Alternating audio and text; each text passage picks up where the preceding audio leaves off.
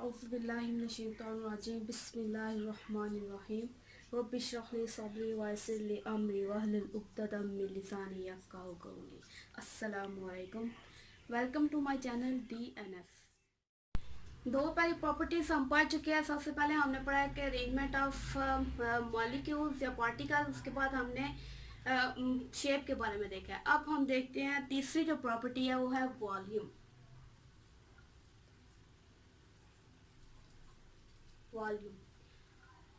Volume आप simple अल्फाज में ये कह सकते हैं कि एक चीज़ है, उसने जितनी जगह घेरी हुई है वो उसका वॉल्यूम है। ठीक है, आप बैठे हुए हैं चेयर पर या ज़मीन पे बैठे हुए हैं। ठीक है, वो जो चेयर है, ठीक है, उस चेयर ने जितनी जगह घेरी हुई है वो उसका वॉल्यूम है।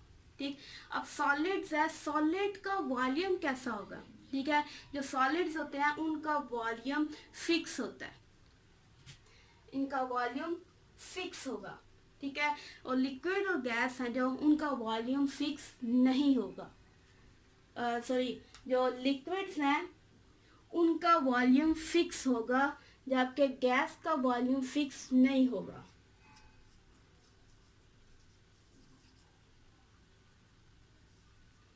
अब ये क्यों है?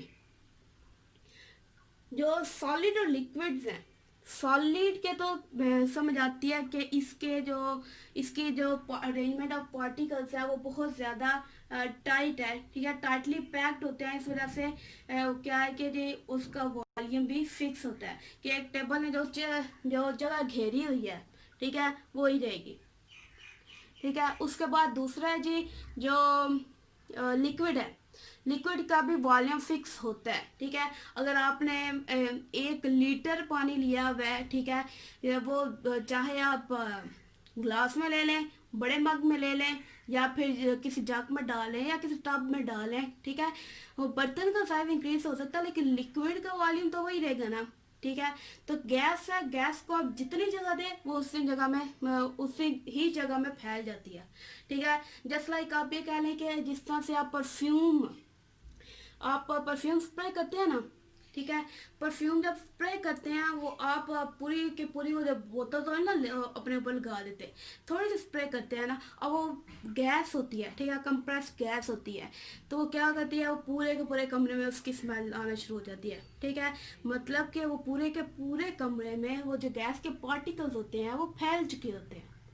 ठीक है, इससे ये पता चलता है कि गैस को अब जितनी उसको एरिया मिलता है, ठीक है, तो उसमें क्या होता है, उसमें फैल जाती है। अब उसके बाद अगली प्रॉपर्टी है जी इनकी कंप्रेसिबिलिटी के हवाले से कि आया इनको दबाया जा सकता है कि नहीं। जो अगली प्रॉपर्टी है जी, चौथी प्रॉपर्टी हम पढ़ रहे हैं कंप्रेसिबिलिटी।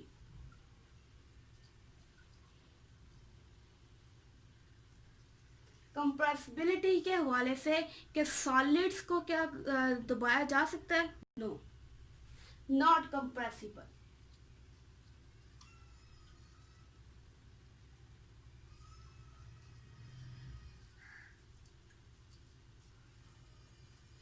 नॉट कंप्रेसिबल लिक्विड्स भी क्या है, नॉट कंप्रेसिबल, उनको भी दबाया नहीं जा सकता। ठीक है, दोनों के लिए सेम है, नॉट कंप्रेसिबल, जबकि गैसेस जो हैं वो क्या है, कंप्रेसिबल है। ठीक है, मतलब कि इनको दबाया जा सकता है। अच्छा, अगर अब इसका समझ लें कि ऐसा क्यों है। कंप्रेसिबिलिटी जो है वो इस वजह से होगी कि सॉलिड के जो पार्टिकल्स हैं, ठीक है, उनके दरमियान कोई जो फासला है वो मौजूद नहीं है। ठीक है, फॉर एग्जांपल आप ये देखें, यहाँ पे जो दो पार्टिकल्स हैं, ठीक है, तीन, चलो चार पार्टिकल्स का लेते हैं, ये टाइटली पैक्ड है। ठीक है, आप इसको दबा कर मज़ीद छोटा नहीं कर सकते। ठीक है, आपके पास नज़दीक कहीं पे पड़ा होगा, टेबल या चेयर पड़ी होगी, ठीक है, या भी कोई चारपाई है, पलंग है, आप क्या कर रहे हैं, उसको दबा कर देख, क्या आप उसको दबा सकते हैं? दरवाज़ा है, दरवाजे को दबा कर देखिए, क्या आप उसको दबा सकते हैं? आप उसको दबा कर छोटा कर सकते हैं? नहीं, आप नहीं कर सकते, क्योंकि उनके पार्टिकल्स के दरमियान जगह ही नहीं है, तो आप उसको कंप्रेस नहीं कर सकते। ठीक, अब उसके बाद है जी गैस। गैसेस जो है वो क्या है, कंप्रेसिबल है, उसको दबा कर हम छोटा कर सकते हैं। फॉर एग्जांपल अगर हमने ये एक लिया जी, एक लेते हैं जी बीकर, ये सिलेंडर का ले, एक सिलेंडर, ठीक है। अब इसके अंदर, सिलेंडर के अंदर जी गैस के मॉलिक्यूल्स हैं या पार्टिकल्स मौजूद हैं, ठीक है। इसके ऊपर ये जी इसकी लिड है, इसका ढक्कन है, और इसको हम क्या करते हैं, यहाँ पर एक पिस्टन लगा होता है, ठीक है। अब पिस्टन को हम क्या करते हैं, अगर हम प्रेशर लगाकर इसको नीचे की तरफ लेकर जाएं तो ये जो गैस है, ठीक है, गैस के मॉलिक्यूल्स ने जो एरिया घेरा हुआ है, इसका जो वॉल्यूम है उसको हम कम कर सकते हैं। तो इसको मूव करने से क्या होगा, ये इस तरह से चेंज हो जाएगा, ठीक है, ये इस तरह से। तो ये इसको हम कहते हैं, ये फिर आगे से हमारे पास जो चीज आती है वो है कंप्रेस्ड गैस। कंप्रेस्ड गैस बन जाती है, जो अपर जो लिक्विड की फॉर्म में भी होती है। जिस तरह से आप स्प्रे यूज करते हैं, ठीक है, परफ्यूम्स वगैरह यूज करते हैं ना, तो उसके अंदर जो गैस होती है वो कंप्रेस्ड फॉर्म में होती है, ठीक है, उसको कंप्रेस्ड फॉर्म में होता है। अब ये कहने को लिक्विड की फॉर्म में गैस मौजूद होती है, ठीक। इसी तरह से जो सिलेंडर्स में मीथेन यूज़ की जाती है, ठीक है, मीथेन CH4 उसका केमिकल फार्मूला है। मीथेन जो यूज़ की जाती है वो भी कंप्रेस्ड गैस है, ठीक है, कंप्रेस्ड फॉर्म में इसको यूज़ किया जाता है। अच्छा, उसके बाद है कंप्रेसिबिलिटी के बाद जो अगला पॉइंट, अगली प्रॉपर्टी हम डिस्कस करेंगे वो है जी मोशन। मॉलिक्यूल्स की जो मोशन होगी, जो वो हरकत करते हैं, ठीक है, वो किस तरह की मौजूद होगी। मोशन ऑफ पार्टिकल्स, ठीक है। सॉलिड्स हैं, सॉलिड्स के जो पार्टिकल्स हैं, ठीक है, उनके अंदर जो मोशन होती है वो होती है वाइब्रेटरी मोशन।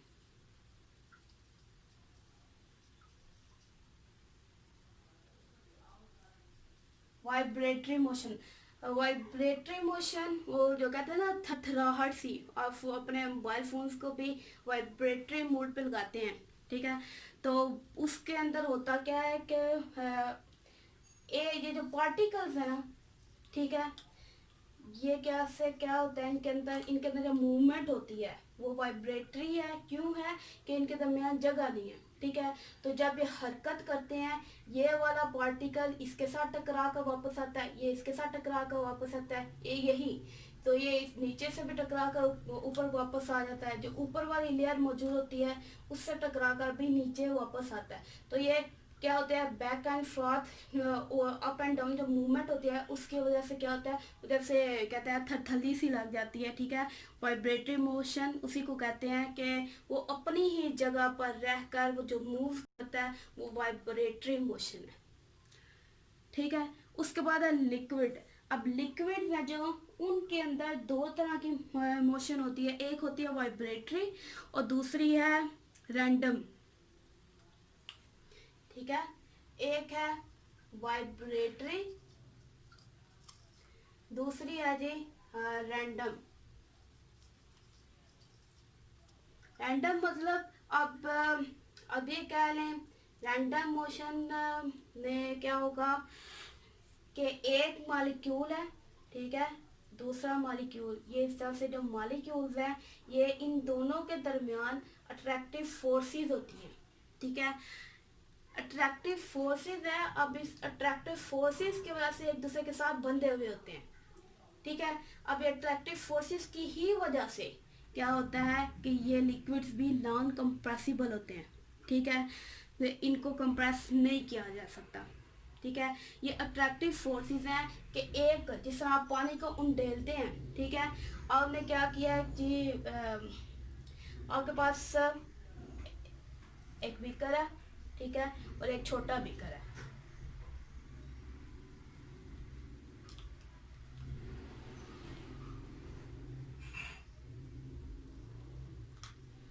आपने या इसके अंदर लिक्विड है, चले वाटर का वाटर है, आपने इसको इसके अंदर उंडेलना है, ठीक है। उसके इसका पानी आपने इस बड़े बीकर में डालना है। तो आप जब इसके अंदर डालेंगे, वो ऐसी कौन सी फोर्सेस है जो यहाँ से लिक्विड को यहाँ ले आती हैं, ठीक है। तो होता क्या है कि एक मॉलिक्यूल को आप फोर्स लगाते हैं, ठीक है, इसको ऊपर करेंगे तो फोर्स लगाएंगे, एक जो मॉलिक्यूल है वो आगे की तरफ हरकत करेगा, ठीक है। उसके साथ जो पीछे जो दूसरा मॉलिक्यूल होगा वो अट्रैक्टिव फोर्सेस की वजह से, ठीक है, वो अट्रैक्टिव फोर्सेस हैं जो जो मॉलिक्यूल्स के दरमियान में होंगी, ठीक है। उसकी वजह से क्या हुआ, ये चेन की तरह भी कह लें कि ये पानी ये इसके अंदर जाना शुरू हो जाएगा, ठीक है। तो ये रैंडम मोशन है। पानी को जब पानी ज़मीन पे गिर जाता है तो वो मुख्तलिफ डायरेक्शंस में मूव करना शुरू कर देता है कि आउटर सरफेस पे या पानी गिर गया, ठीक है, उसके आउटर सरफेस पे जितने भी मॉलिक्यूल्स होंगे वो सारे के सारे मुख्तलिफ डायरेक्शंस में मूव करना शुरू कर देंगे। इस वजह से इसको क्या कहते हैं, ये रैंडम मोशन इसके अंदर मॉलिक्यूल्स के अंदर होती है। अब आप इसको इस तरह से समझ सकते हैं। अब गैस है, गैस के मॉलिक्यूल्स के अंदर भी रैंडम मोशन होती है, ठीक है। अच्छा, आप एक रूम में हैं, आपने एक कोने में आप खड़े हैं, ठीक है, आप एक कोने में खड़े हैं, आपने यहाँ पर स्प्रे की है, ठीक है। तो जो गैस के मॉलिक्यूल्स होंगे वो मूव कर रैंडमली मूव करते हुए क्या करते हैं, पूरे कमरे में फैल जाते हैं, ठीक है। तो इससे क्या साबित होता है जी, गैस के जो मॉलिक्यूल्स हैं उनके अंदर कौन सी मोशन है, रैंडम मोशन। पॉइंट है जी अट्रैक्टिव फोर्सेस का।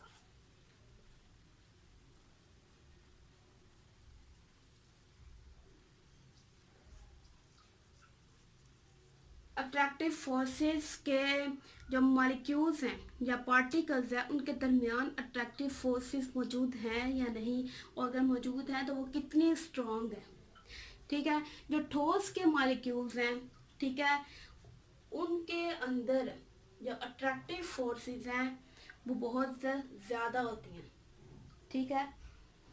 अब ये कह लें कि इसके अंदर स्ट्रॉन्ग अट्रैक्टिव फोर्सेस मौजूद होती हैं सॉलिड्स के अंदर, जिसकी वजह से ये मॉलिक्यूल्स एक दूसरे के बिल्कुल साथ साथ रहते हैं, ठीक है। अब लिक्विड्स हैं, लिक्विड्स के अंदर सॉलिड्स की निस्बत क्या होता है, लेस लेस स्ट्रॉन्ग कह लें, ठीक है,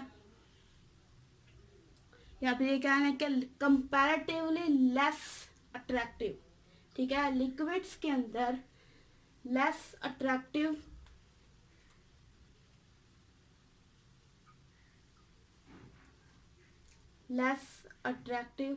फोर्सेस। और गैस के जो मॉलिक्यूल्स हैं, ठीक है, जो गैस के मॉलिक्यूल्स होते हैं उनके दरमियान पुअर अट्रैक्टिव फोर्सेस मौजूद होती हैं, ठीक है।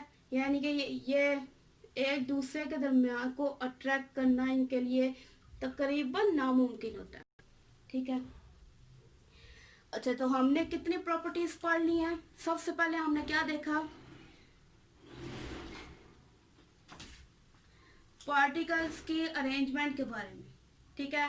दूसरी हमने प्रॉपर्टी पढ़ी शेप, तीसरी वॉल्यूम, चौथी हमने कंप्रेसिबिलिटी देखी, पांचवी हमने मोशन देखी, और अब छठी हमने देखी थी कौन सी, अट्रैक्टिव फोर्सेस। अब लास्ट पे अगर हम इन सब की एग्जांपल्स देखें, एग्जांपल्स तो आप भी ढूंढ सकते हैं, एक बार फिर भी आप अगर देख लें जो एग्जांपल्स होगी, ठीक है, ठोस की जो सॉलिड्स की एग्जांपल है, अपने इर्द गिर्द निगाहें दौड़ाएं, इकट्ठी करें एग्जांपल्स, ठीक है, गौर फिक्र किया करें, तभी कुछ सीखने को मिलेगा।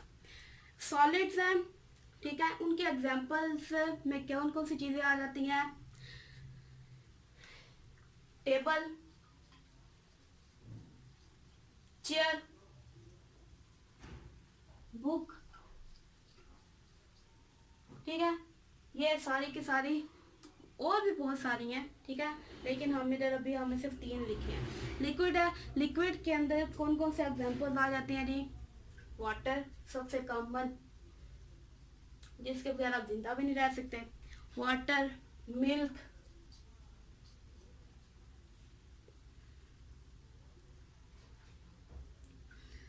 अच्छा मिल्क एक ऐसा शरबत, ये कह लें कि जो सबसे कुरान मजीद के मुताबिक जो सबसे बेहतरीन मशरूब है ना वो मिल्क है, ठीक है, वो दूध है, तो दूध पिया करें। अच्छा गैस है, गैस के अंदर कौन कौन से एग्जाम्पल आ जाती हैं? ऑक्सीजन गैस है, ठीक है, जिसके बगैर आपका जीना नामुमकिन हो जाए। ऑक्सीजन, ये जो जिसे आप गैसी गुब्बारे कहते हैं, कुछ पता है उसके अंदर कौन सी गैस होती है? जो गैसी गुब्बारे हैं, ठीक है, उनके अंदर हीलियम गैस होती है, ठीक है। और हीलियम की वजह से वो क्या होता है, वो जो गुब्बारे होते हैं वो ऊपर रहते हैं, अगर आपके हाथ से छूट गए ना वो आपके हाथ में बहुत बहुत काम आएंगे, फिर वो ऊपर ही ऊपर ऊपर ही ऊपर फिर आसमान की तरफ जाते रहते हैं। अच्छा उसके बाद और कोई गैस, नाइट्रोजन, नाइट्रोजन जो हमारे एटमॉस्फेयर में सबसे ज़्यादा मिकदार में मौजूद है, लेकिन हमारे किसी काम के नहीं, इनडायरेक्टली हम यूज़ करते हैं लेकिन डायरेक्टली हम इसे यूज़ नहीं कर सकते। अच्छा जी, आज हमने क्या पढ़ा है मैटर के बारे में, ठीक है। मैटर की सबसे पहले हमने फिजिकल स्टेट के लिहाज से उसकी क्लासिफिकेशन डिटेल में पढ़ ली है, अल्हम्दुलिल्लाह। नेक्स्ट वीडियो में मिलेंगे। अगर आपने इस वीडियो से कुछ सीखा हो तो चैनल को सब्सक्राइब करें, वीडियो को लाइक करें और आगे अपने दोस्तों के साथ, अपने